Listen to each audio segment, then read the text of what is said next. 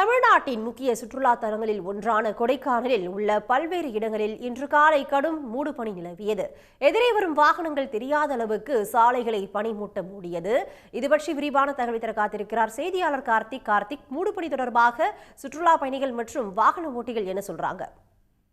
நிச்சயமாக. அதாவது தமிழகத்தில் இன்று முதல் வடகிழக்கு பருவமழை துவங்கும் என்று தெரிவிக்கப்பட்டிருந்தது. இதன் காரணமாக தமிழகத்தில் இன்று பல்வேறு பகுதிகளில் கனமழை மற்றும் மிதமான மழை கொட்டித் தீர்த்து வருகிறது.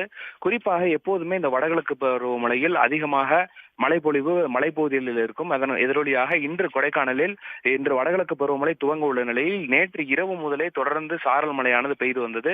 இன்று காலையிலிருந்து கொடைக்கானல் நகர்பகுதி மற்றும் கொடைக்கானலுக்கு வரக்கூடிய பிரதான சாலைகள் அனைத்திலுமே கடுமையான பனிமூட்டம் நிலவி வருகிறது. இதனால் எதிரே வரக்கூடிய வாகனங்கள் கூட தெரியாத அளவிற்கு இந்த கடுமையான பனிமூட்டம் நிலவி வருகிறது.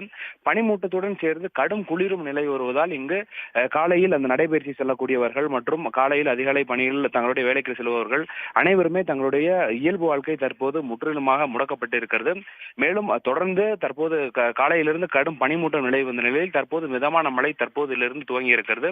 மேலும் தொடர்ந்து இந்த மழையானது இன்னும் 2 நாட்கள் அல்லது 3 நாட்கள் தொடர்ந்து பெய்யும் என்று எதிர்பார்க்கப்படுகிறது.